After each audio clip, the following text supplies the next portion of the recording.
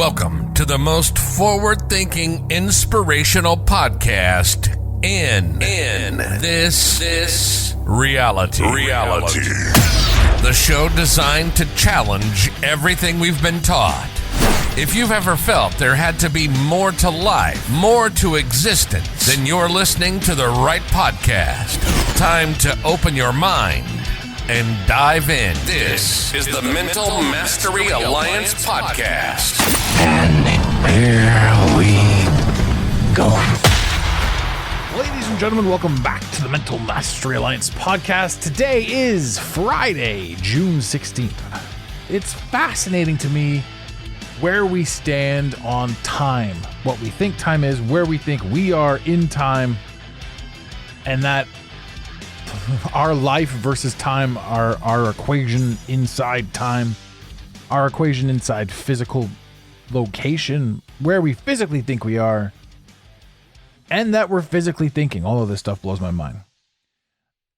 It's funny to me to ramble on and have a lot of people say, it's amazing how you put so eloquently the words that are inside my head, when honestly, I think half the time I'm rambling like incoherently. I don't know if I'm getting out the thoughts that are inside my head because I'm just so determined to do it. I don't know. But I appreciate that at least some of us are kind of figuring it out, and we're getting somewhere with some of the information that I have and some of my way to articulate it. I remember back in the day, I wanted to be factual about all these things. And then I realized that I'm not talking about anything factual. Moving forward, I'm talking about opinions, perspectives. I shouldn't say moving forward, not moving forward from here, but moving forward from the time that I made the realization, which was, God, no, years ago. It's not a matter of being factual because there is no fact. You drop fact, people want to rip it apart. You step up, people want to rip you down. It's so much fun for people to just rip on anyone that's trying to do something as opposed to trying to do something themselves. I don't understand the whole ideology behind the tear down. I mean, I totally understand it. I understand it 100% why people tear other people down. Because it's easier to rip somebody down than to lift themselves up. Now, anyone that's chirping you on anything that you're doing, understand that those chirpers, the people that are chirping, are cowards. And they're not happy with themselves. They're not happy with their lives. There's nothing to be mad at them for. They just aren't where they want to be. And it's not like they're personally attacking you, even though they're personally attacking you. It's that you represent a thing that's out there to them that they don't have, but they feel that they deserve, and they're upset that you have it and they don't have it, even though they've not put any effort in, and you've put in all kinds of effort. So, take nothing personally is huge when it comes to this sort of thing. Now, where I was going with this was origins. I was having a conversation with one of my Instagram followers, a lovely lady she goes by the name of Poppy Dot. And she asked me, which is something that I ask everybody, and I'm sure in the past I've put my story out there as to sort of how it came to be, but then again, maybe I didn't. And even if I didn't, I wouldn't know where to direct people. So this is now the episode that I can direct people back to and also fall back on. And I know I've sprinkled my quote unquote origin story into everything that I've done. But this is kind of how I came to be and how my mind came to operate in the most peculiar ways. Talking with her, it was like, how did you get to become a free thought? And one of the things that I always ask people is, what was the first thing that triggered you into thinking essentially outside the box? For me, the first actual thought that I have is 9/11. My first real WTF moment was 9/11. And then as time progressed, you see some stuff and you see different footage and you see different things and maybe you think about it, maybe you don't. I didn't go into like free fall because 9/11 was 2001. I was only 21 years old, but it made me ask questions. And the more you ask questions, the more you get answers. The more you get answers, the more questions you have. So up until about 21, I was doing obviously everything that I was supposed to be doing. But truthfully, I wasn't. When I was in school, I didn't care for what they were saying or doing. I didn't believe in the system. I challenged the system. I questioned everything. And they told me I was difficult. My whole life I was told I was difficult. Difficult because I don't want to believe.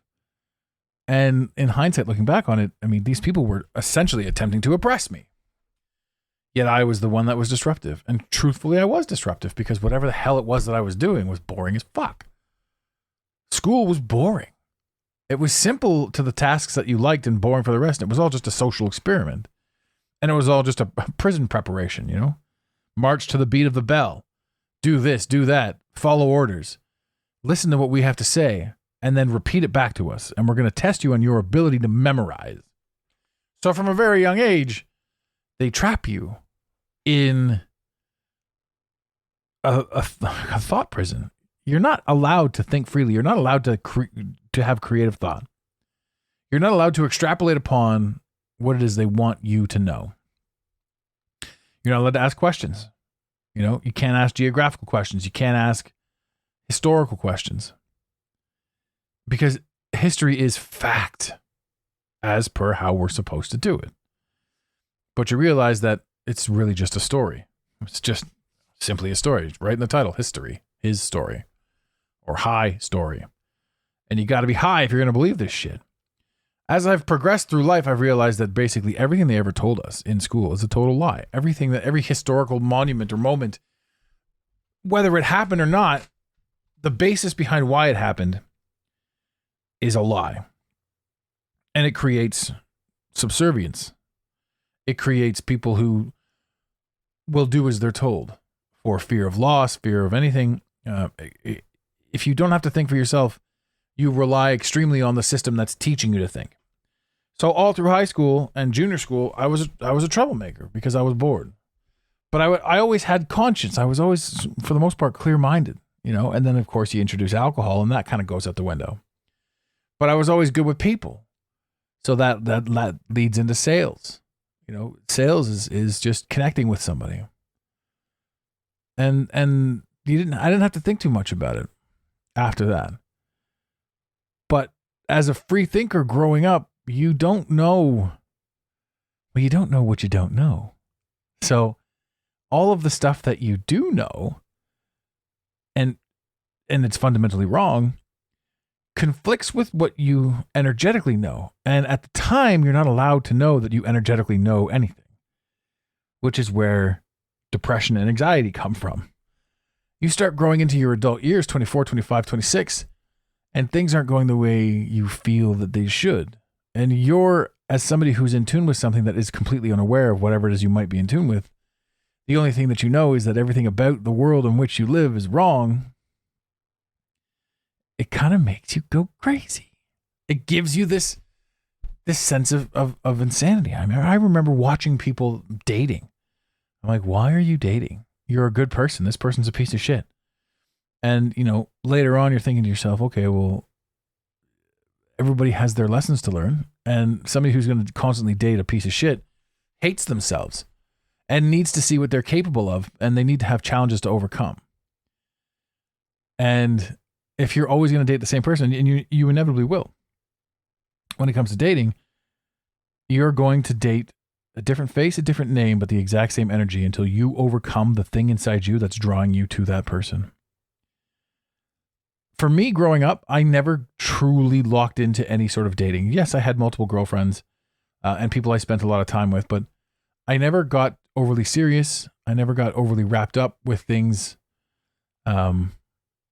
Primarily because in my younger years, I was crazy and I was at war with myself. And the idea of dating seemed more of a control thing for me.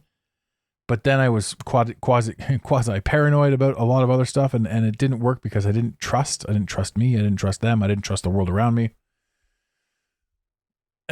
And you get yourself into a spiral. So when you decide that you're not going to date, and you just literally put your foot down and be like, I need to work on me. I need to be able to offer me something more before I can contribute to somebody else. I don't want to contribute my chaos to them.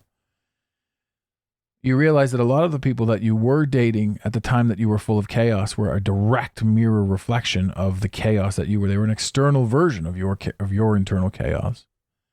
And some lucky people get together when they are chaotic like this, and they use each other to smooth out their chaos, and the two of them come out of it on top. I know a couple. I've got one in the top of my mind. Frankie T. You use your chaos with your partner to overcome. But a lot of people don't do that. 99% of people don't do that. They use their chaos to burn down the things that they don't understand. The origins, again, keep growing. When you're not paying attention to, I don't know, when you're not paying attention to where you are, what you're doing, how you're doing it, when you're sort of humdrummingly going through the motions, doing what you think you're supposed to be doing, listening to what you think you're supposed to be listening to, acting the way you think you're supposed to be acting, repeating stuff that you see on television and your sphere of influence. Your influence is massive. When you're deadlocked into a sleep state while trying to wake up, you know, your true self, your pure self is going against the influence of society. And I've spoken at length on humanity versus society. And that battle is you waking up, the initial stages of you waking up. What happens when you start waking up? You know, you've got your triggers. Things will kick in when you really start pushing in and you have your memories. So things like 9/11, you know, that goes in the back of your mind. And then you sort of trail back further. You extrapolate. Things like Pearl Harbor, you know, you find out some information about that. And then you have things now more recently. You have things like COVID. And you look at COVID and you look at what happened with COVID and how all of the media was lying to you about everything and how you're not allowed to talk about that and how all the scientists that said anything got quelled and how you really watched true censorship just run rickshaw over everything. And then it makes you realize how tied together everything is. You know, and remember too, these are only people that are trying to wake up. These are only people that are trying to see something or that feel that they don't fit in. Right? And when you feel that, you're at war with a bunch of people that do fit in. Right? These people are so heavily reliant on the matrix that they will defend it with their life. And this is the thing that you're breaking free from. The very thing that they swore to uphold inside their own story is the thing that you're at war with. Right? And when you start waking up too, you start looking back on all the movies from back in the day and you see all the government, you know, all the futuristic dystopian movies from the 90s and 2000s were the government fighting a faction of resistance. And at the time you're watching them, you're like, yeah, go get them, good guy governments. Fix these fucking people, or whatever the hell, you know, however you want to cheer your television on. And you look at this stuff and you watch this stuff now and you're like, wow. In every single movie, the government's the bad guy and I would certainly be part of the resistance. Not because I want to be, but the resistance is making a lot of sense, which is a perspective shift. So when you're watching these movies, you're like, they're telling you a message. They're sharing the story with you. And it's not so much for you, it's not so much for them. Like it's the idea is you get it. And when you have that perspective shift, you see it. Like the old magic eye from the mall back in the 90s. It was just fizz until you saw it. Then it was a sailboat. You're like, wow, perspective shift. I can see it. To me, that perspective shift creates more extrapolations and more elaborations on what you can and cannot fathom, essentially. And when you start putting it all together, then you come into things like all of the mass shootings, and you look at this stuff and you're like, wow, you know, how they managed to orchestrate this. And then you look at literally all of the news media. When I say all the mass shootings, I was going to go with crisis actors. They overlapped crisis actors. You know, in a machine that's huge and can do whatever they want, it's not accidental that they're just laying breadcrumbs out everywhere. Crisis actors, right? So every single person that's extrapolating upon anything right now, you know, you can only extrapolate upon so much information, so much that you have. And this goes from the spectrum of 0 being dead sleep to 20 being fully awake. There's a lot of people running around at every single number, you know, and what does fully awake look like? I don't know, because I'm only as awake as I am right now. I only see what I see right now. But it's funny because your comparison gets led back to talking to people who are dead asleep. I was talking to my neighbor the other day, and you know that if you take a copper wire, you actually pull a lot of the energy out of the atmosphere. And you take that copper wire and you stick it into your plant bed, you're going to get larger plants. It's etheric energy you're injecting into the soil, into the plant. You're helping. Copper is a conductor. It's all there. You know, it's the same as you know, you got your cell phone. You want to watch YouTube on your cell phone. Well, this device is not connected to anything, so YouTube is pulling videos out of the air and transmitting them. You want to listen to the radio. All that stuff's in the air. It's already there. You just turn on something that can tap into that frequency, and now you're listening to it. Now you're hearing it. So I was talking to her, and she's calling me a tinfoil hat guy because I'm like, you can stick the copper and you get bigger plants. And I laugh. At first you're like, well, that's offensive, but at the end of the day, there are so many people on this planet that don't want any more for themselves. And if you think of anything outside of what you've been told to think about, these people are going to step on you. They're going to mock you and they're going to make fun of you because they don't have the mental capacity to understand. And it doesn't make them a bad person. It doesn't make them anything other than a person that's on your path to show you how far you've come while you're maturing and growing. Right? And then you're going to see some people that you don't understand. You mean, what the fuck is this guy talking about? But you're going to spend a little bit more time paying attention to what they're talking about. You're going to understand a little bit more. You're going to say to yourself, okay, well, maybe if I try to figure out how they got to where they are, I can get some new information, add it to my repertoire, and extrapolate even further upon some thoughts that I have. This is the origins of freethink. This is the origins of growth. So for me, was there any one moment? No, not really. I would pinpoint my first awareness being 9/11 because it was so weird. It was so over the top weird from my perspective, from my history, right? And you're going to have a bunch of haters go, well, it's not weird if you grew up in a certain, well, I didn't grow up in a certain, I grew up here. And then that happened. And then you hear that the government's involved and the government attacked it. And then you hear the stories of bin Laden. And then you see that bin Laden's part of the thing. And then you go down the rabbit hole and then you see that Tim Osman was bin Laden and he was a CIA agent. Then you start tracking CIA and you start asking questions about CIA and then you start getting some answers about CIA and FBI and all these other letter agencies. And you realize that there's a huge campaign going on right now to keep information away from people and to keep people in fear. And when you keep going down that path, you see a lot of things that are tied in with who you are and why you are who you are. And there's a lot of questions that get asked with that too. Like, why would they care? What does it matter? Who are you that's so important that they have to lie to you about where you live, about what you live on, about the experience that you're having?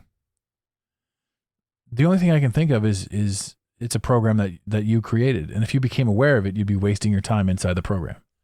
Right now, I think that I'm aware of it, but I can't be aware of it. Right? And what I am aware of is the thing that I allow myself to be aware of to get me to where I need to go. And all of the experiences that I have inside this system are designed specifically for me to become more aware of who I am, for me to become a better version of me. And the conspiracy trail isn't a matter of you're crazy. And that's the thing. All of the rest of the world is going to tell you you're crazy because you think something different. And you're going to have to take that into your experience and be like, well, am I different? Am I crazy?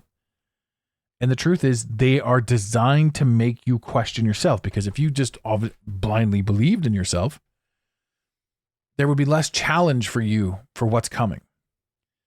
And every single thing that you've ever wanted is on the other side of effort and comprehension and execution.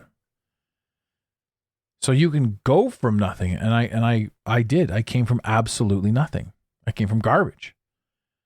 And did my best. I lived as garbage while I came from garbage. And then I said to myself, this isn't it. There's more to it. My patterns changed. I changed my patterns. I created new mental pathways. I created new stories. I let go of all the subservient stories, all the things that made me a victim. All the things, you have and I don't have. My whole life being told I wasn't good enough. My whole life being told I couldn't do the things. Any idea that I had was quelled. It was mind-blowing to find out that you could believe in yourself and that you could achieve literally anything that you put your mind to. Fucking anything. Right? And then of course you're going to have that, well, you couldn't be the president of the United States of America. Well, look what happened to Chris Sky, who's trying to run for mayor of Toronto. He's getting arrested left, right, and center. So there's a system that's, preventing us from doing stuff for sure. But we don't know the whole story. So I look at anything that I see and I'm like, all I can do is extrapolate from my experience and be like, this is that.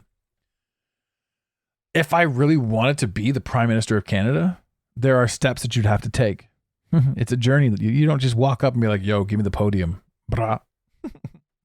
You have to do something. You have to be a politician. Or in Trudeau's case, you have to be a teacher. And if you're interested in what's going on with the leadership of Canada, just find out why Trudeau left teaching. there's another thing. It's just all right there. You look at this stuff and you're like, well, I have questions. And then you hear people say you're not allowed to ask questions. The people that refuse to ask questions themselves will mock you for asking questions, will make you feel like less. My origin, my understanding, my comprehension is going on to this day. My origin story is still happening. My ability to extrapolate is still happening. My ability to comprehend for myself is still happening. In the interim, I have overcome a myriad of challenges. I've overcome everything that's made me, again, a better version of me. What I can do with the computers now is phenomenal. The team that I've assembled to help with that, and to work with clients is phenomenal. And any one of my clients can tell you how the mental shift from working with me changes everything that they've done throughout the course of their life. And the mental shift that I went through changed everything about me. Through some very painful mistakes that I actively made, and through some very painful experiences that were done to me, and some very painful, mysterious experiences that I've done to myself. I amalgamate all of it, and I realize that all the good, all the bad, all the everything was done for a reason.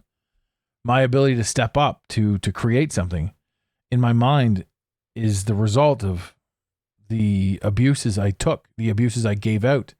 There's a meme going around that says, to some I was a hero, to some I was an asshole, to some I was a savior, to some I was a piece of shit. And to each of you, I say thank you for your part in my journey, and I apologize for who I was if I wasn't who you needed me to be at the time. And I love that. I love that. I own the fact that I was a piece of shit for a while. I own the fact that my piece of shitness was a result of my upbringing. The fact that I hated myself caused me to act accordingly when interacting with any other human. Take from them before they take from me. Right? Where did that scarcity come from?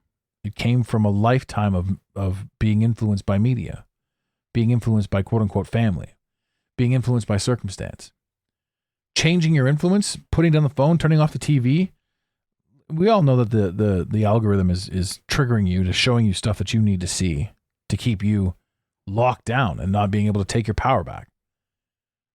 Even this podcast, we're listening to it together because I'm always surprised at what I'm going to say. None of this is scripted. This all just sort of falls out of my mouth.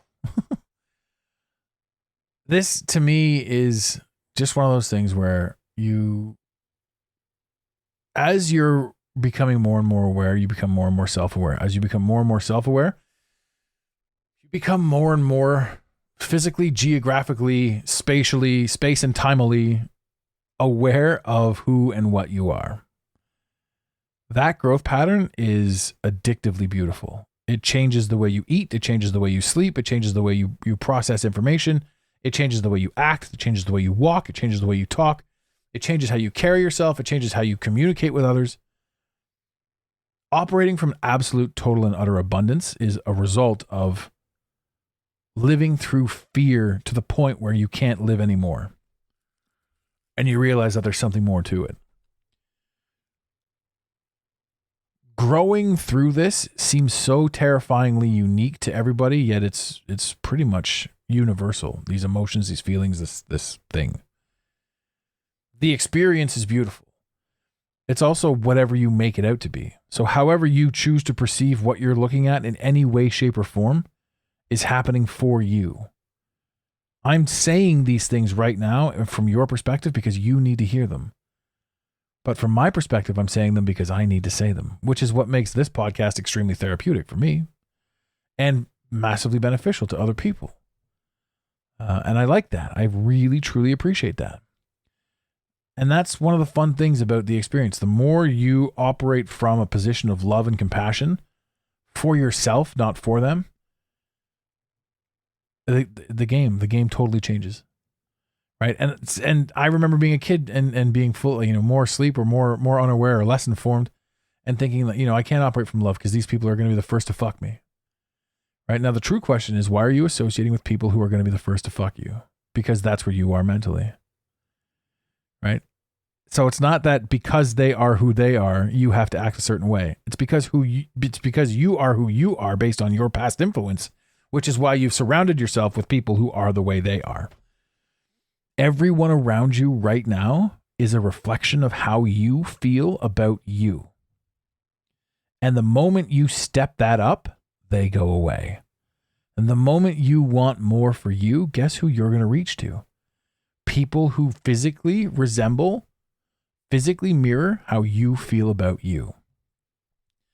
This whole place, flat earth, concave earth, ball earth, every single story, 9/11, COVID, Ukraine, all of it is designed specifically to have a unique effect on you, to help you become who you're going to be. And that you're listening to this podcast right now is indicative of your growth and the pattern and your ability to grow. For me, my origin, this podcast was about my origin. I barely even touched on it, but I mean, I spoke on where we came from and what it was, but this is the origin.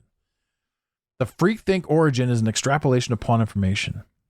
It's an awareness of self. It's an awareness of geographical and physical location. It's simply becoming more and more aware. Your origin story is carrying on. You are carrying on. You're becoming more intelligent, more aware, and you have more information to extrapolate upon. You're doing good things. I intend to keep doing good things. And I love this podcast, and I love each and every one of you guys for listening and sharing this with your friends. It's amazing. If you've got any benefit or value from this, thank you. Thank you for being here. Thank you for helping me grow. Thank you for having fun with me as we progress through this weird, awkward place that we're all hanging out in right now. And of course, in the infamous words of Red Green, keep your stick on the ice. We really hope you enjoyed this episode of the Mental Mastery Alliance podcast. Stay connected with us directly through the mentalmasteryalliance.com. You can also join the discussion on Instagram at instagram.com/the Mental Mastery Alliance. Let the team know you're listening by using the hashtag TMMA or tagging us at the Mental Mastery Alliance. To have your voice heard on the show, leave a voicemail or send a text to 647-338-1265. Long distance charges may apply. If you love us, leave us a review. If you hate us, you spend your time in weird ways, but also leave a review. Every review on iTunes tickles the algorithm, helping us grow. Until next time, unity over division. This concludes the most surreal portion of your day. You got it, Pontiac.